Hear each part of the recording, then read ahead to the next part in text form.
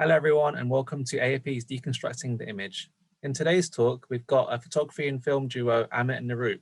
Amit and Naroop are going to be talking about their project, the Sikh Project, and then the book that came out of it, Turbans and Tales. So I'll leave it up to Amit and Naroop to take you through the next 30 minutes. Lovely. Thank you. Thank you for that introduction. Hello, we're Amit and Naroop, and as Kevin said, we're going to talk about our project, which actually has many different names, and we'll tell you why. As the project evolved, it did change names, and we'll go through all that. So let me take you back to 2013. We were doing a lot of commercial work, and things were going great, but our personal work, we weren't really putting a lot of time into it. And our agent at the time, a lovely gentleman called Paul Ryder, he said, guys, look, you guys should really think about doing a personal project about, who you are, two British Asian photographers. There's not a lot of you about. Why don't you do something about your heritage, about who you are?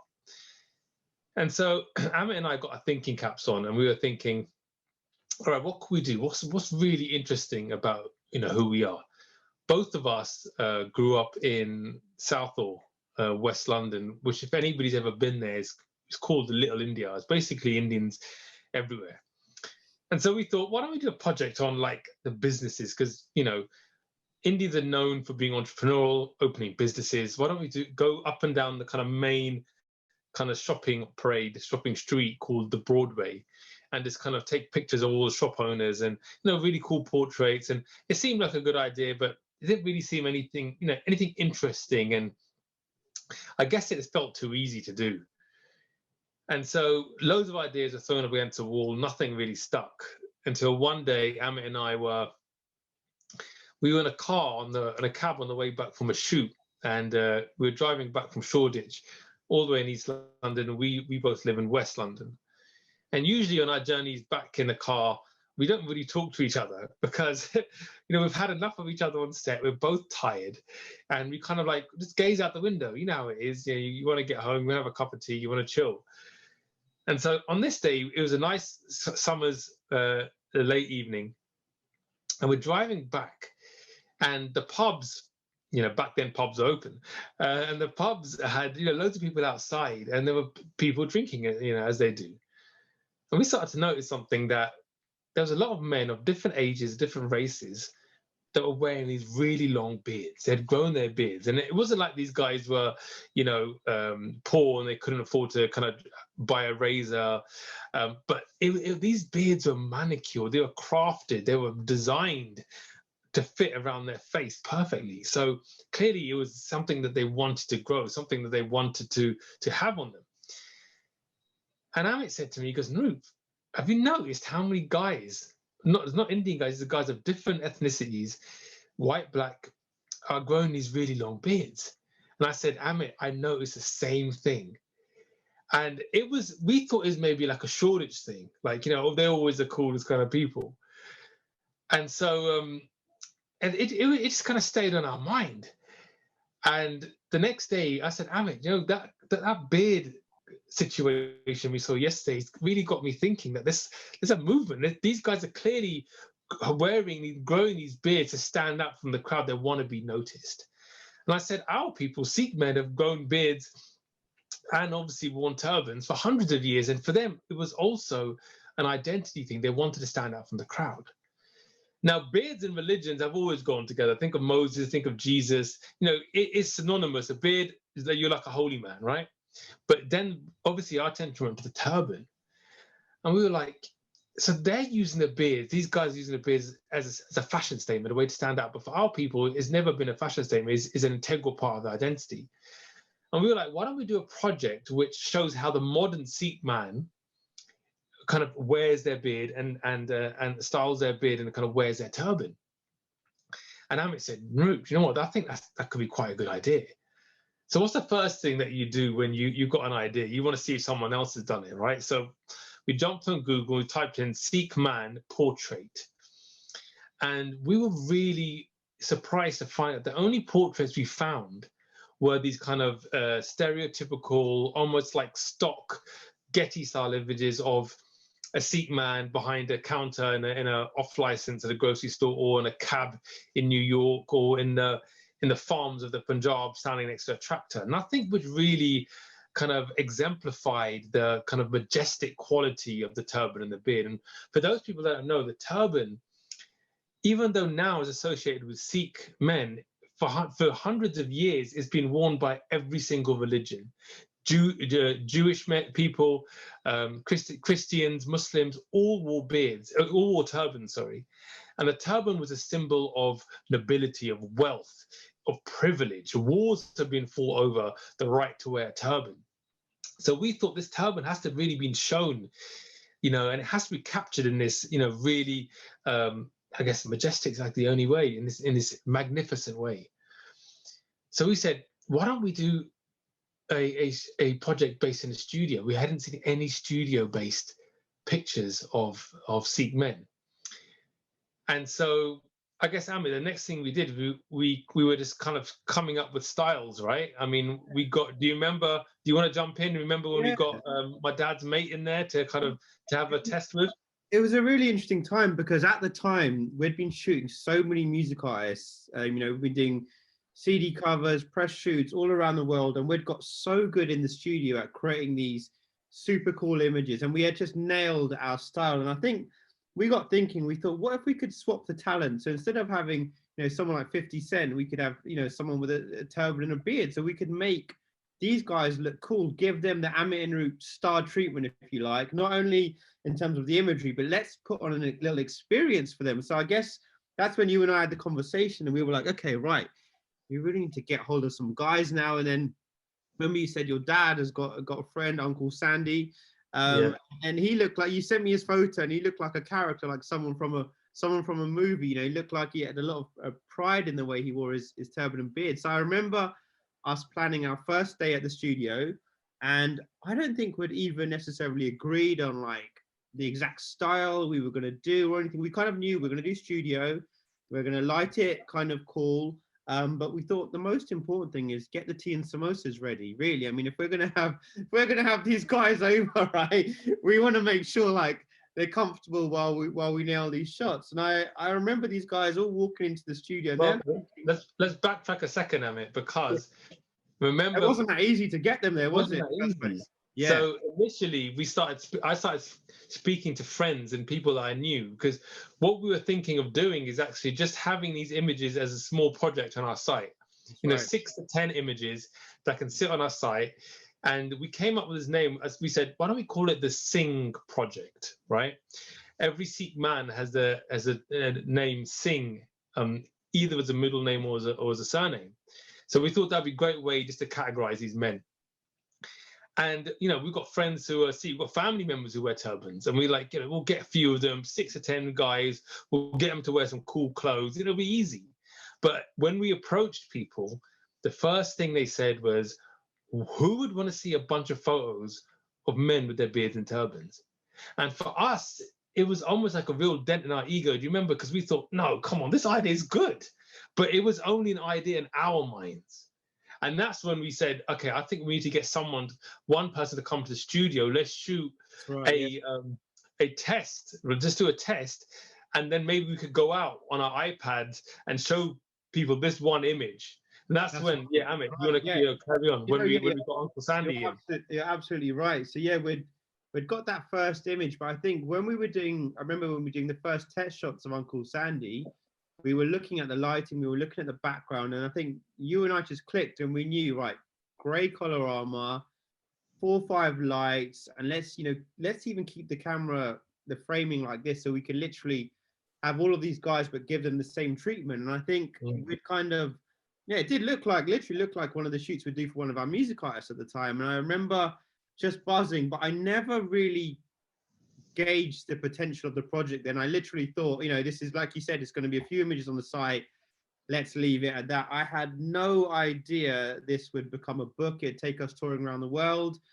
We'd meet all of these incredible people. But yeah, back to that day, these guys were in the studio. And for me, I remember just the feeling of them seeing the pictures on the screen and then being like, that us? Like, you know, and they were just like, they were so excited and blessed, and they'd all given us their time. But I think, you know, the real fun was when I remember you and I, when they left the studio, we were going through the selects of the images, and we were like, there's so many good shots for each person. This really has legs. But talk me through the post-production side of it on things. I know you headed that up. How did you feel when you were looking at this archive? So this is so interesting, right? Now, I don't know if this is subconscious or what, but we shot on this grey colorama, right? And then we put a tone, a look. So when you look at the images, they've got a kind of khaki, greeny background. But that was a kind of a tone we put on afterwards. But it's only when I looked at a painting of my grandmother's brother that we used to have hung up on our wall in our house, that I looked at it and I thought, 1 minute, that painting has got exactly the same color background with the vignette that our Sikh Project images had. And that painting used to be hung up in our house since I was a kid. So maybe over the years, I had seen it so many times. And then when it came to doing this, because it's exactly the same shot, it's a Sikh man, turban beard, looking straight ahead.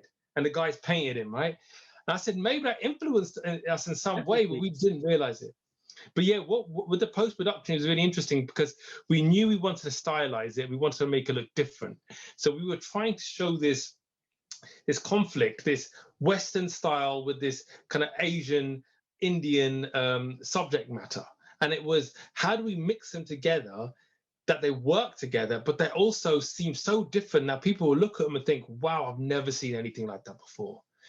So it took a little bit of time. And back then, our work used to have a little bit more post than we do now. The trends change and we're a little bit softer on our look, but it has worked so well, you know, with the side lighting, hitting the details of the turban, the beard. It had to have that dynamic kind of look. And it's actually really interesting because we also photographed my grandfather, right? And he actually passed away on the 15th of January of COVID. And I actually printed out a copy for his funeral that's coming up soon. I've got it here. And when I look at this image of my grandfather, this is when he was in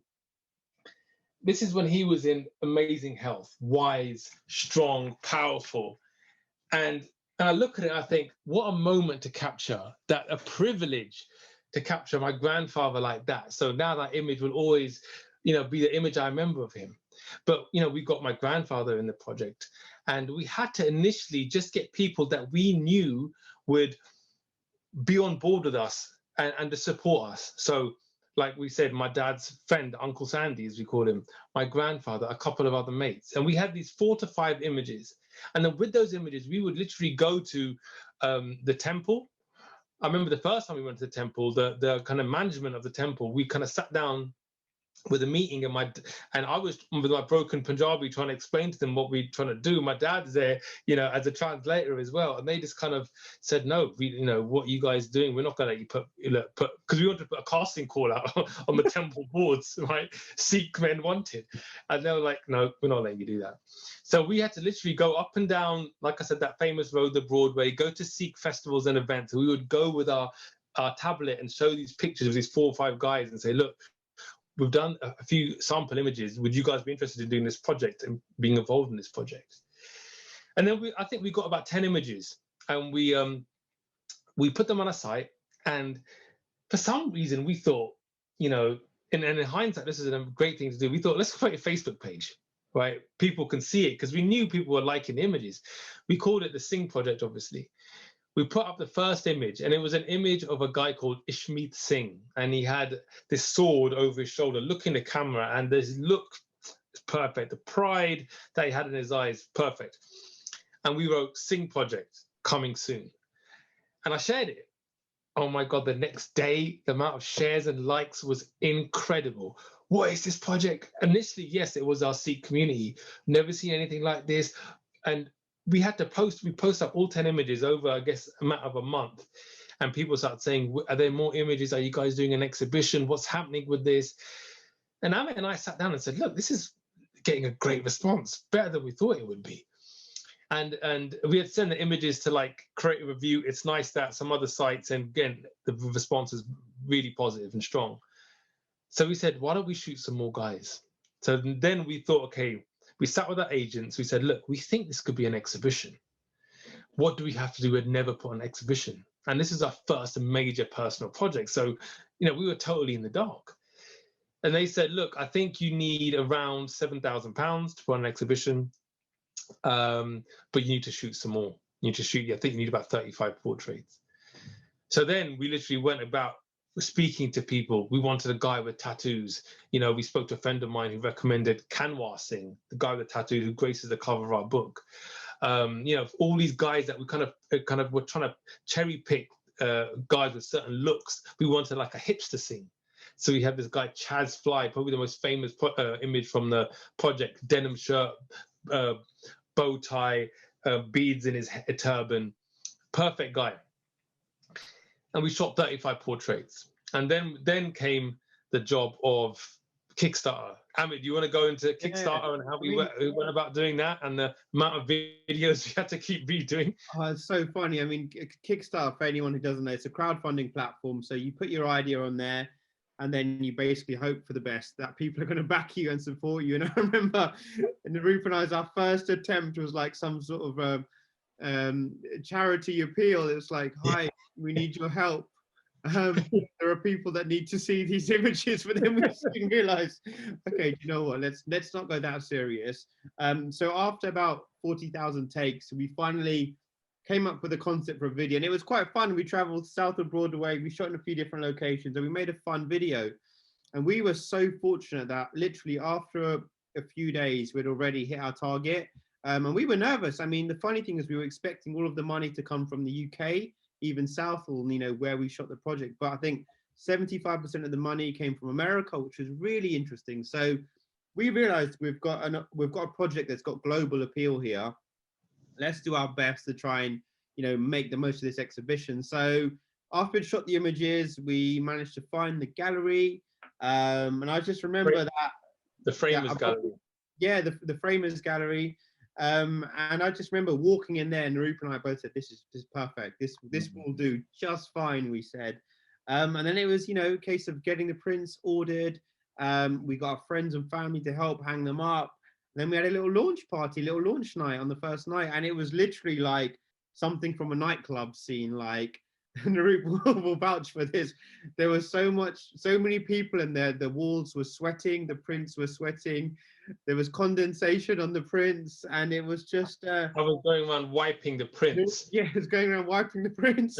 The thing we did a few things in the lead up to the crowdfunding, which actually helped us, which we didn't know. They were purely by chance, but now we tell people to do this. One was we created the Facebook page, and by the time we launched our Kickstarter campaign, we already had like 5,000 people following the project, right?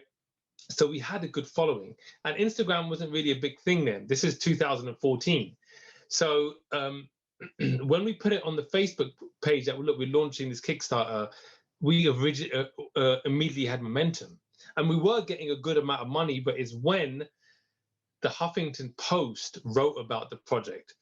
And interestingly, I had reached out to the Huffington Post a few months before, right? When I had emailed It's Nice That and Creative Review, and I'd emailed the reporter, journalist, and said, look, we've done this project. We've got 10 to 15 images. Would you mind writing about it? And I didn't hear anything. And she put up that article at the perfect time after 2 days of our Kickstarter being launched. And she did us a massive favor by putting the Kickstarter link at the bottom of the article. And as soon as that came out, people were coming straight to the page, but also other press outlets were taking the story from the Huffington Post and writing about it. So we had a huge kind of a PR, basically, which we didn't pay for. And then when we realized that was happening, remember, we spoke to one of our friends who run a PR company. And we said, look, they're called Media Moguls. And we said, look, we're getting a lot of heat. Do you mind doing some PR for our exhibition? I think they charged us $1.5 grand. And because we had raised 11 grand, we'd gone over our target of 7,000. that we had some money to play with. So they did PR for us. So on the launch night, when we were on the private view, when I was wiping condensation off the prints, we had, you know, the BBC and all these people wanting to do interviews with us, which was fantastic, you know. And so the press and the awareness we got from that exhibition was amazing. I mean, for 2 weeks that place was packed, especially on the weekends. Like, you know, you couldn't even get in on the weekend. It was so big, so many people coming in. And from there, I guess places like City Hall, South Bank Centre, all these places said, guys, we want to invite you to exhibit. And I think that was a real kind of honor, because we had been trying to get into all these places before and just getting no response. And now people are coming to us. So to see it in City Hall, and I remember Boris Johnson was the mayor then, and he was walking past and he kind of said, nice work, as we were hanging it up. And seeing it in the South Bank Centre, kind of hung off wires off the ceiling, you know, these massive kind of 30 by 40 inch prints, was a real kind of honor, because, you know, 6 months before that, it was an idea in our head, and now they were out here for everybody to see. So I think that was really interesting, and it was hard. It was hard, you know, just making sure it was displayed and we did justice to all these people. But that's when, I guess, all the email side coming in, you know, from abroad. Guys, can you do a similar, or can you tour in Germany, you know, across Europe, Canada, America? And I would say both of us were creatively fatigued by then. The Sing project had taken so much out of us, and it was all a labor of love. We made no money. If anything, you know, we had put in additional money, that we kind of said, you know what, I think we're going to have to politely decline. Like, we don't want to do any more of this. You know, we have to focus now on our commercial work, which was taking a hit, you know, because we were so, you know, so much time was going into the project. And I think a year passed until the Sikh Coalition got in touch with us. And the Sikh Coalition are a non-profit organization based in New York, and they were set up after 9/11, because the first people to face discrimination after 9/11 were Sikhs. The first man to get attacked was a Sikh man. So the Sikh Coalition offers free, and still do, free legal advice to Sikhs facing persecution. So they said, guys, look, we love what you guys have done. You know, we'd love for you to come to America with the exhibition. And we said, look, you know, we can't come to America. Like, you know, exhibitions cost a lot of money. And they said, look, we're going to put up the money. We're going to pay for everything. We're going to pay to fly you guys over. All right. We didn't get paid, so it's not like we were making money. They'll pay for all the costs. But they said, look, we want you to shoot, we want to shoot American Sikhs, because we don't want the UK Sikhs. We want the American audience to see their own people, and we want women. And this kind of put up a couple of red flags for us, because we had never included women in the UK project, because the Sing project is the beard and the turban. And we were like, you know, some Sikh women do wear turban. It's not mandatory, but the ones who do are quite orthodox, so that you don't have the variety and the styles of the turban that we were looking for. But the Sikh Coalition said, look, you know, we can guarantee you're going to get that diversity with the women as well. There's women out here who have really interesting styles and how they wear their turbans. So after, you know, a lot of back and forth, we agreed, all right, we'll come to America and we'll shoot some American Sikhs. And I think we did about 4 trips back and forth over the next year to America. And we said to the Sikh Coalition, look, we don't know, you know, a lot of Americans. My brother lives there, but, you know, that's just about it. You're going to have to help us find these people. And they said, fine, that's what we're going to do. And so we sent them a hit list. And I guess, Amit, do you want to talk about some of the people we'd asked them, and maybe you can mention Madhav Singh, who's one of our favorites. I think because the project had a lot of traction and momentum, we almost had a really big opportunity to really get, I guess, pick of the bunch. You know, we were like, we can really be picky now about who we want. You know, so many people have seen the project, and we were thinking, who are the types of people we maybe missed out on the UK that we would love to ideally get. And I remember at the time, Naroop and I were watching Sons of Anarchy, and we both love motorbikes, and we were like, I wonder if there's a guy out there that rides a bike like a Harley, and he's got a beard. And so we just put that in our wish list to the Sikh Co. And they said, would you believe, guys, we've got your man. And he's not just a biker, he's a doctor by day, and he's in a biker gang on the weekend. We were like, this is so cool. And I remember the day we were in the studio, and he actually came on his motorbike in America to the shoot, came on his Harley, he had his jacket on, and he just looked so cool. But we said, Naroop, I said, there's one thing missing. Right, let's give him the Ray-Bans. And Naroop and I, we don't roll anywhere without our Ray-Bans. And we put these Ray-Bans on him, and we were like, yeah, this guy's complete. He's got the look. And it was just, you know, for me, it's one of probably my favorite shot from the series and project. But it just goes to show the power of evolution in projects, you know, and how one thing can lead to another. And I guess the power of collaboration, you know, partnering with other people who can fill the gaps that you can't do. I mean, this was a mammoth project. Like, you'll tell them about even the gallery we've got in America. I mean, that to do on our own would be. Yeah, I can go through that, and then maybe you could talk about how the book happened, because that was, you were instrumental in that.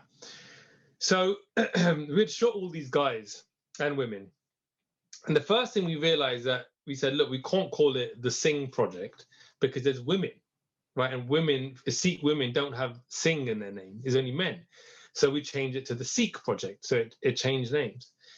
And we knew we had to find a gallery space. Now, the Sikh Coalition had assured us that no corners would be cut with this project. And we said, look, if we're going to do this, we operate at the highest quality. We have to make sure everything is as good as it can be, because it would be an injustice to show this exhibition in somewhere like Queens, you know, where there's a lot of Indians. Right, this needs to be in Manhattan. And we had come to this idea that we had actually found somewhere on Fifth Avenue, a shop, a store as they call it, which was basically empty and was used and hired out as an exhibition space. So I remember we pulled up in the cab, and I'm looking around, and it's Fifth Avenue. And we go inside and we speak to the guy, and we're with some of the guys from the Sikh Coalition. And they said, yeah, look, we can do this. We can make this happen. This is in budget. And I said to Amit, I go, dude, we're going to have an exhibition on Fifth Avenue. And it's going to be pictures of Indian Sikh men and women. How crazy is that? And for that moment, you know, two British guys had come from Southall, had, you know, worked hard their whole lives to try to make a name for themselves. They're going to have this exhibition on Fifth Avenue. It was a really, you know, a proud moment. Was that for anyone that doesn't know? Was the equivalent Piccadilly Circus here? Oh, yeah, it's basically slap bang. You know, you couldn't get any right. You couldn't get any better, right? And so I remember that was our last trip that we were there for shooting. The next time we were going to come back would be in a couple of months' time for the exhibition. So this was, say, June, and we were coming back in September. Mid-July, we get a phone call saying the guy who owns the space is pulled out, saying you can't do the exhibition there. So then the Sikh Coalition are basically doing these kind of FaceTime calls with us, where they're going to other locations and saying, look, would this be a good space? And, you know, we weren't happy with a lot of them until they found a place in Soho, right? Which was actually the place where a lot of exhibitions used to be held, you know, 15, 20 years before. And it was a corner, again, a store on the corner, a two-story venue, which was, again, used for exhibitions. And it was even better than Fifth Avenue. It was the most expensive block of real estate in America. And we were going to have an exhibition there for 2 weeks. So we signed off on that, came back in September. And initially, we had the private view. Now, the private view we had in an area, in a separate venue, actually, called the Meatpacking District. For people who are familiar with Meatpacking District in Manhattan, is like Shoreditch, Hoxton Shoreditch. And we put on the private view, and the Sikh Coalition did an amazing job with the lighting and the atmosphere. I mean, it was beautifully lit. It was the kind of, they invited an amazing guest list of people from not just the Sikh kind of background, but from all backgrounds, cultures, and kind of occupations. And we did a talk there, and we had the private view for a day. And that evening, we had to take all the images down and then move them to the Soho venue. And we kind of put them up in this two-story place. And I remember because Amit had to come back for work, and so I stayed out there. And over the next 2 weeks, I would see people come in. And what we did in this exhibition, we had the story of each person by the picture. And people would read these stories of these Sikh men and women and cry. Why were they crying? Because they were facing so much persecution and discrimination. When they described their relationship with their turban, people couldn't believe that this kind of behavior was still this kind of feeling of resentment and like I said, persecution. People were still facing it in this day and age. Some men would write how when they go on the trains, people would move away from them, or every day, when they tie their turban, they go out the door expecting to get called names. And you don't see that in England. So it was very evident and very clear that in the UK, the project was a testament to the beauty of the turban and beard. But in America, it was almost educational. We had to show and demonstrate and educate the American public. This is what a Sikh man looks like and a Sikh woman looks like. They're not terrorists, which is what they were getting called, terrorists. It was funny. It wasn't funny at all, but one of the guys said, before 9/11, I would walk on the street and people would say, "Hey, look, there's a genie." After 9/11, he said people would look at me and say, "Hey, look, there's a terrorist." And that was a difference of 9/11. That's what happened with this. So we realized this project had so much power and influence. And even though we knew that the project was then going to move on from New York and go across the coast to LA, and for 2 years after that, I was exhibiting in all the major cities in America. We said, how can we make this project and what we've done live on? Because when you have an exhibition, ultimately people are going to miss out. Some people are going to miss out. You're going to have all this PR, and people will get on the news, but how many people can make it down there in those 2 weeks and really experience these images? So we said, why don't we do a book? Why don't we put all the UK images and all the US images and all the stories of these men, put them and women, and put them in one book, and maybe we can write about our process of how this project came about, how we came up with the idea, how we executed it, and everything that we achieved with it. And Amit, why don't you talk about our plans of how we were going to make this book happen? Well, I think we were actually out in America at the time during the launch. I remember during the exhibition there, just before we'd actually started again on Kickstarter, we were like, surely we got an exhibition the first time, we needed £7,000. We got 11. This time, I think we needed about 35,000, 40,000 pounds. And we thought, well, surely we're going to get funding because we've had all this press, we've had all this media. We're in America now. We're in the big league, right? But, things didn't click. We set the campaign up, but for some reason we were getting funding, but we were still quite a bit off our target. And I remember being at our launch, and again, the universe works in strange, funny ways, always looking out for Amit and Naroop. And I'm sat talking to Darren Walker, who's the president of the Ford Foundation, and the Ford Foundation had kindly sponsored a lot of the exhibition. And I was saying to Naroop and Darren, I said, look, guys, we've got a real opportunity here, but it looks like the book's not going to happen.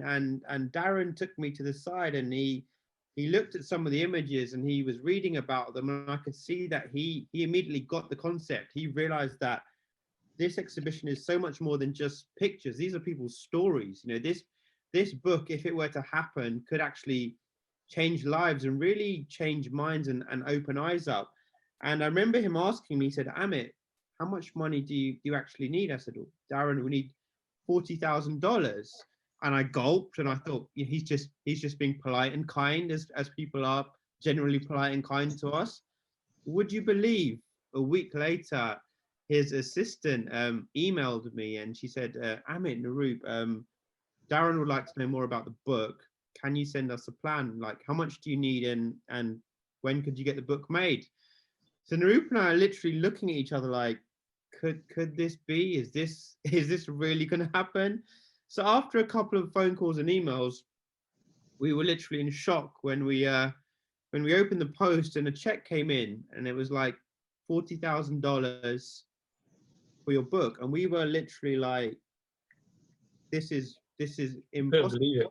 You know, Again, we couldn't believe it. And I think, Naroop, you're right. Like, you know, seeing the people's reactions there, that just, you know, went to show the power of the book. So we got this check. We were like, okay, how did you make a book now? What do we do now? What do we do now? We have no idea. No idea. We were going to use this publisher based in Germany, weren't we? And he had his own publishing company, and he was going to make the book. We had no idea how to make a book. Like, what do you do? Like, you know, how does it happen? I think that's when one of our mentors, Rene Carriel, he's obviously had a book out, and he said, guys, look, you should speak to these guys called Unbound. And what Unbound do, they actually were really interesting. They crowdfund books. So that they crowdfund books. And so they said, look, you guys have already got the money, so we can just make it happen for you. So we gave Unbound the money. They helped, basically, they gave us, they put us in touch with their team. We had an editor, we had a designer, everything. And with their help, we managed to put this book together. I remember they had given us a deadline of September 2018 to have it all done by, and it was now June, July, so a few months before that, and I hadn't started writing anything. And because I write a lot, you know, a lot of our pitches and treatments, I said, Amit, look, I'll write it. You know, there's no point of both of us trying to write it. It's just going to get messy.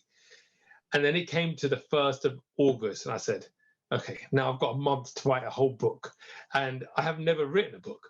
So for that month, I was like, Amit, don't call me, don't email me. I'm going to sit down and write this book. And literally wrote 40,000 words, wrote 10 chapters, all about the book. Like I said, conception, how we made it happen, execution, all the exhibitions, all the stories, all the images put in this one book. And then in 2019 of January, it came out, and it was a bestseller.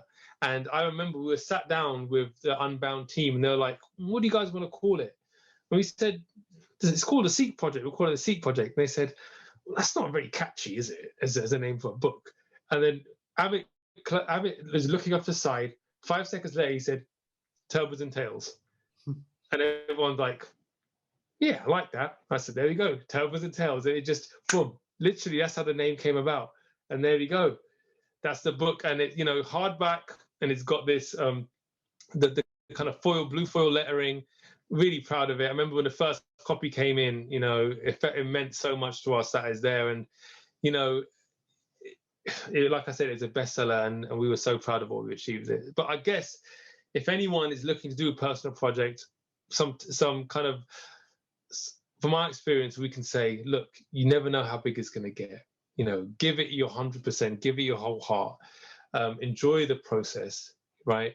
Never kind of doubt yourself, but also do get feedback from people, you know, so they know that the work's going the right way. If you've got an agent, speak and liaise with the agent as we did. They can offer a lot of guidance, but you never know where things are going to go, and personal work can transform your career.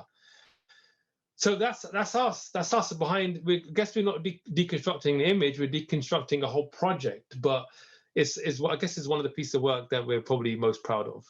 So, you know, that's our story. Amit, anything else you want to say to wrap it up? No, just that it was a pleasure. And like you said, if you've got an idea, test it, implement. You never know where it can go. And we're just grateful for all the love and support. But no, an absolute pleasure speaking to all of you guys.